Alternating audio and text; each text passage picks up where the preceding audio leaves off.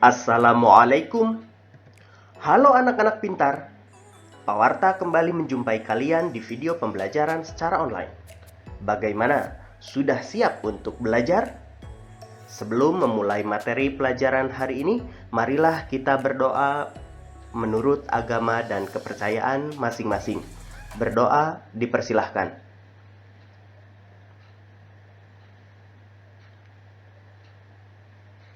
Selesai. Oh iya anak-anak pintar, Pak Warta ingatkan kembali, jangan lupa ya, subscribe, like, share, dan komen videonya ya. Terima kasih.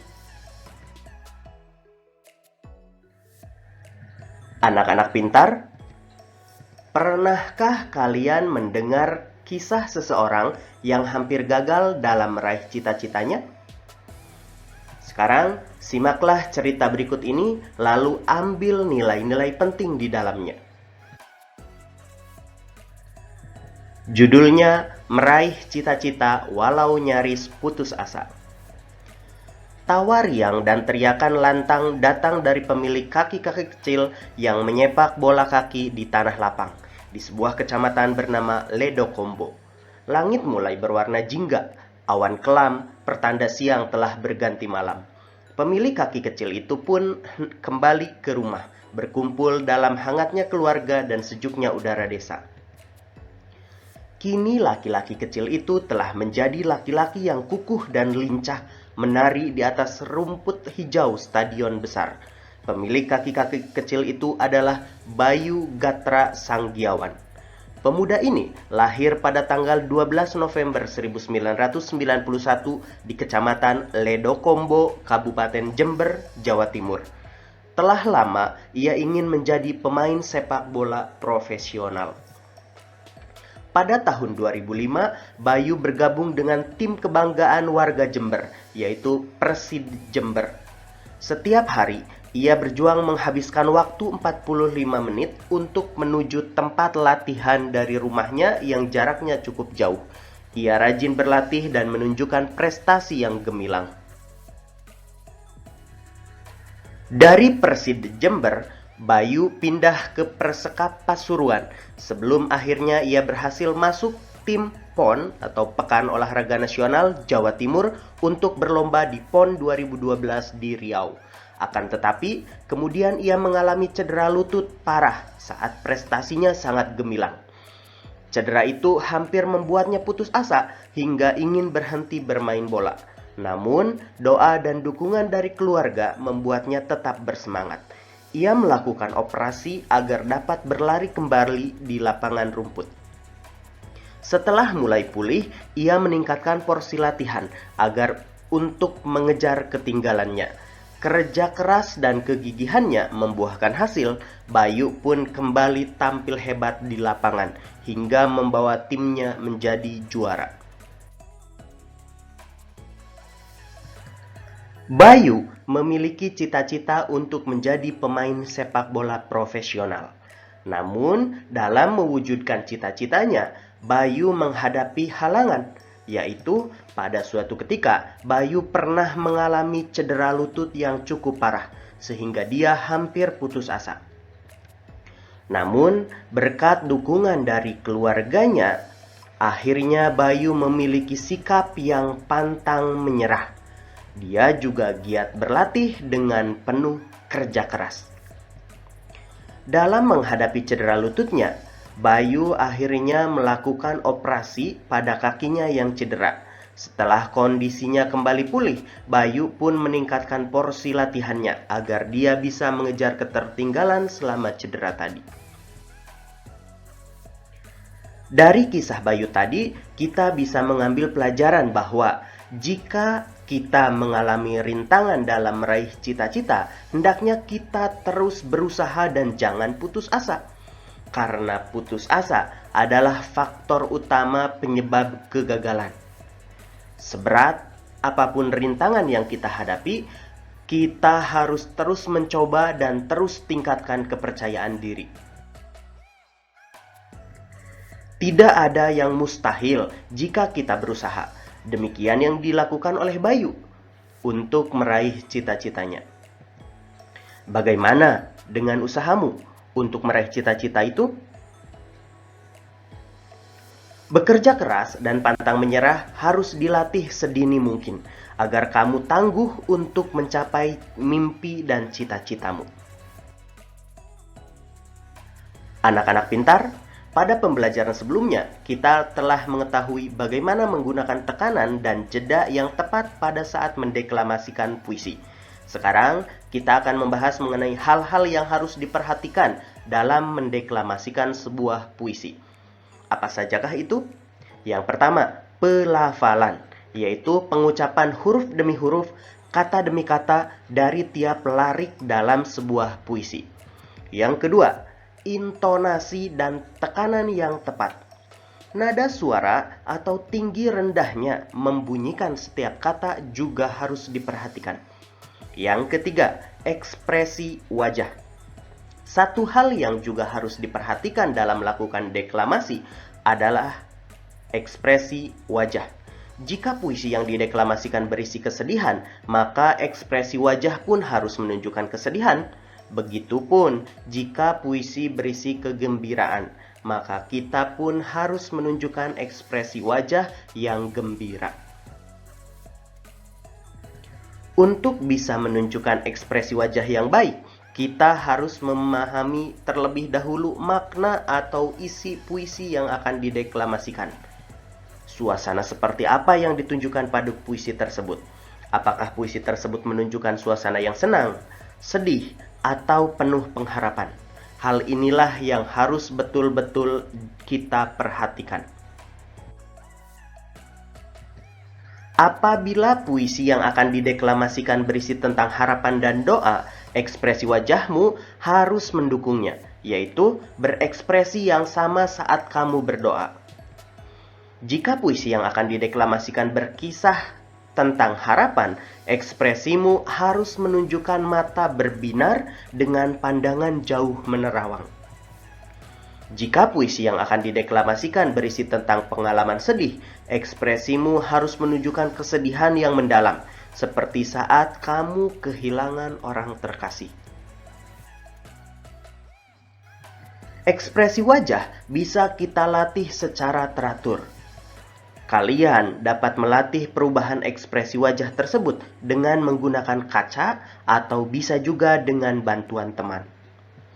Setelah kita menghafalkan puisi yang akan dideklamasikan, kita bisa menjiwai puisi dengan menempatkan diri kita sebagai bagian dari isi puisi tersebut. Saatnya kalian mengerjakan tugas. Bacalah puisi berikut, kemudian jawablah soal-soal yang ada dengan benar. Nomor 1. Apa judul dari puisi tersebut? Nomor 2. Siapakah penulis puisi tersebut?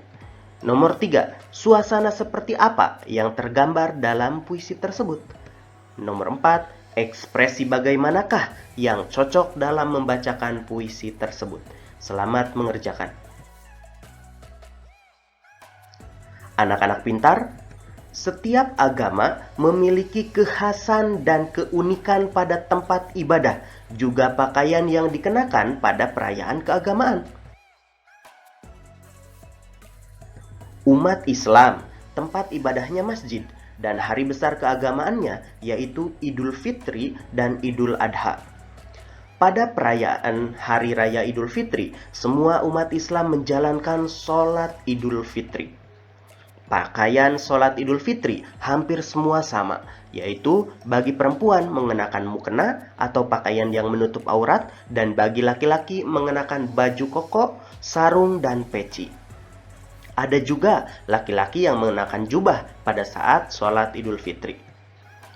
Pakaian ini juga biasa digunakan umat Islam untuk menjalankan ibadah sholat, baik sholat 5 waktu dalam sehari-hari, sholat sunnah, maupun sholat Hari Raya Idul Fitri dan Idul Adha. Umat Kristen, baik Katolik maupun Protestan, tempat ibadahnya gereja, dan hari besar keagamaannya hari Natal. Umat Katolik dan Kristen merayakan Natal dengan khas pakaiannya yang bagus dan bersih. Bahkan, hampir semua umat Katolik dan Kristen mengenakan pakaian baru pada hari raya Natal. Ada juga yang merayakan Natal dengan mengenakan kostum Sinterklas. Hiasan khas pada perayaan Natal antara lain pohon Natal dan lilin. Umat Hindu beribadah di pura, dan hari besar keagamaannya adalah Hari Raya Nyepi. Hari Raya Nyepi diperingati umat Hindu dengan keunikan tersendiri. Pada perayaan Nyepi, umat Hindu nyaris memakai kostum yang sama. Para pria mengenakan kain dan udeng, sedangkan wanitanya memakai kebaya lengkap dengan umpal. Udeng adalah penutup kepala yang terbuat dari kain, sedangkan umpal adalah selendang pengikat yang biasa dikenakan sebagai pengikat pinggang. Di sekitar tempat perayaan Hari Raya Nyepi juga terpajang penjor dan tenda warna-warni yang turut membuat suasana tempat perayaan Nyepi semakin meriah. Sedangkan umat Buddha beribadah di wihara. Mereka merayakan Hari Raya Waisak. Pakaian khas para biksu menunjukkan kekhasan pakaian dalam perayaan Waisak. Pada perayaan Waisak, para biksu mengenakan jubah. Umat Konghucu, tempat ibadahnya adalah kelenteng, dan mereka merayakan Tahun Baru Imlek sebagai hari besar keagamaan.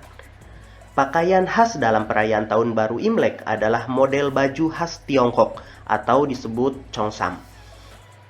Baju model ini sudah ada sejak tahun 1920-an. Umumnya, pakaian ini berwarna dominan merah dan emas yang merupakan simbol permulaan, semangat, dan harapan baru. Pakaian Imlek ini biasanya dirancang menggunakan beragam jenis kain sehingga menghasilkan rancangan yang menarik, baik dari segi bahan yang digunakan maupun modelnya. Dalam perayaan Tahun Baru Imlek, banyak aksesoris seperti balon, angpau, hiasan Imlek, lampion, dan pohon melhoa berwarna merah. Kue keranjang dan jeruk juga menjadi ciri khas Hari Raya Imlek. Anak-anak pintar, ingatkah kalian tentang rumah-rumah ibadah di Indonesia? Tentu kalian telah mempelajari bagaimana umat beragama tersebut menggunakannya. Kali ini, kalian akan membuat sebuah karya seni rupa tentang perayaan keagamaan dan rumah ibadah sebagai objeknya dalam bentuk montase. Montase merupakan karya seni yang dibuat dari berbagai foto atau gambar yang digabungkan dengan gambar tangan. Gambar-gambar tersebut bisa terdiri atas berbagai macam gambar yang berasal dari foto, majalah, atau bahan lainnya.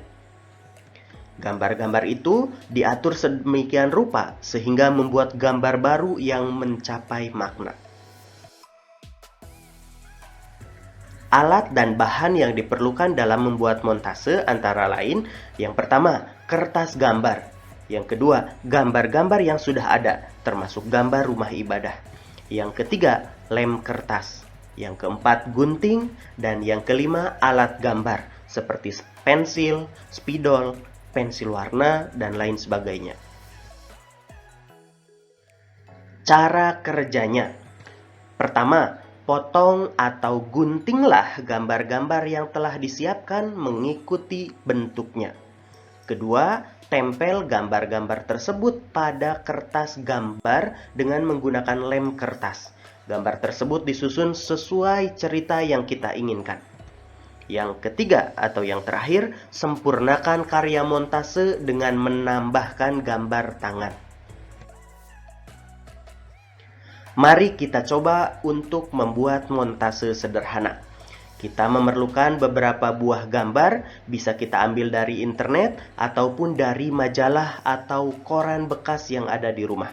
Di sini, Pak Warta punya satu buah gambar masjid sebagai gambar latar, kemudian Pak Warta juga punya gambar burung-burung yang sedang terbang, lalu ada juga gambar orang yang akan berangkat ke masjid.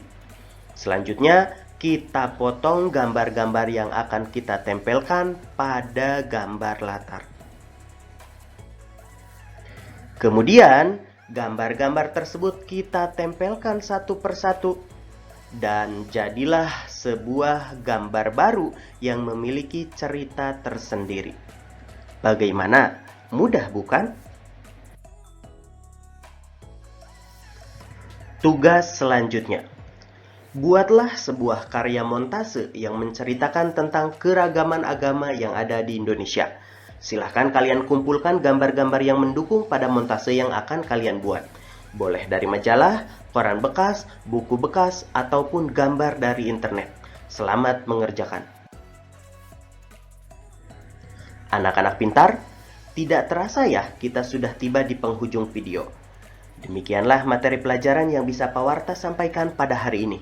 Pak Warta berpesan kepada kalian, pelajari dan laksanakan ajaran agama kita masing-masing, dan biarkan teman-teman kita menjalankan ajaran agamanya sendiri. Itulah makna dari toleransi beragama.